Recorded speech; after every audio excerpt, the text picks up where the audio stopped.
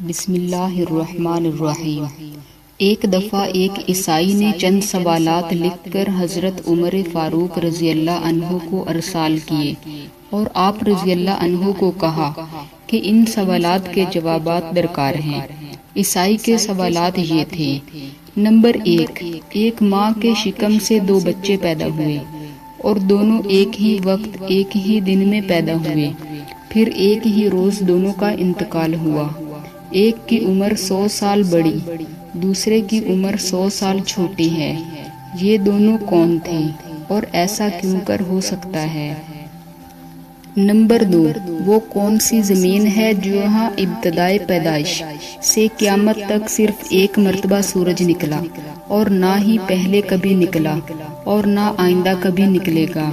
Number 3، وہ کون سی قبر ہے جس کا مدفون بھی زندہ تھا اور قبر بھی زندہ تھی، اور قبر اپنے مدفون کو سیر کراتی رہی، پھر مدفون قبر سے باہر آیا اور زندہ رہ کر فوت ہوا؟ نمبر 4، وہ کون سا قیدی ہے جس کو قید خانے میں سانس لینے کی اجازت نہیں اور وہ بغیر سانس لیے زندہ ہے؟ عیسائی کے سوالات پڑھنے کے بعد حضرت عمر رضی اللہ عنہ نے حضرت عبداللہ بن عباس رضی اللہ عنہ کو بلایا اور فرمایا، ان سوالوں کے جواب لکھ دو۔ تو حضرت عبداللہ بن عباس رضی اللہ عنہ نے ان سوالات کے یہ جوابات تحریر فرما دیے۔ نمبر 1، وہ 2 بھائی جو ایک دن پیدا ہوئے، ایک ہی دن دونوں کی وفات ہوئی، پھر ایک بھائی 100 برس عمر میں چھوٹا، دوسرا 100 برس بڑا، یہ دونوں بھائی حضرت عزیز علیہ السلام اور حضرت عزیر علیہ السلام ہیں۔ دونوں ایک ہی دن ایک ماں سے پیدا ہوئے اور دونوں کی وفات کا دن بھی ایک ہے، لیکن درمیان میں اللہ تعالی نے اپنی قدرت کاملہ دکھانے کے لیے حضرت عزیر علیہ السلام پر 100 سال تک موت طاری رہی، پھر 100 سال کے بعد زندہ ہو کر اپنے گھر گئے، پھر کچھ دن اور زندہ رہے، پھر دونوں بھائی ایک ہی روز فوت ہوئے۔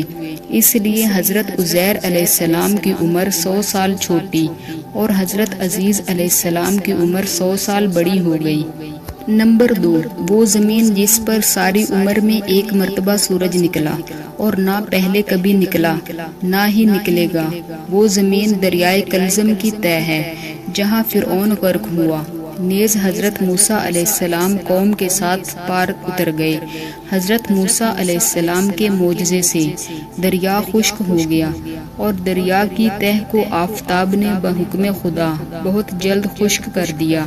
حضرت موسیٰ علیہ السلام اپنی قوم کے ساتھ دریا پار کر گئے اور فرعون غرق ہو گیا۔ اس زمین پر ساری عمر میں سورج صرف ایک ہی مرتبہ نکلا اور آئندہ کبھی نہیں نکلے گا۔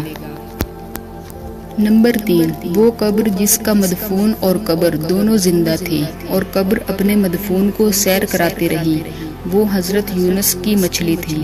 قبر میں زندہ مدفون بھی زندہ اور مچھلی آپ کو سمندر کی سیر کراتی رہی، پھر آپ مچھلی کے پیٹ سے باہر آ کر زندہ رہی، پھر وفات پائی۔ نمبر 4، جو قیدی قید خانے میں سانس نہیں لیتا، وہ بغیر سانس لیے وہ زندہ رہتا ہے، وہ بچہ ہے جو ماں کے شکم میں قید ہے اور خدا نے اس کے سانس لینے کا ذکر نہیں کیا اور نہ وہ سانس لیتا ہے اور پھر وہ زندہ رہتا ہے۔ حضرت عبداللہ بن عباس رضی اللہ عنہ سے یہ جوابات لکھوا کر حضرت عمر فاروق رضی اللہ عنہ نے عیسائی بادشاہ کے پاس بھیج دیے۔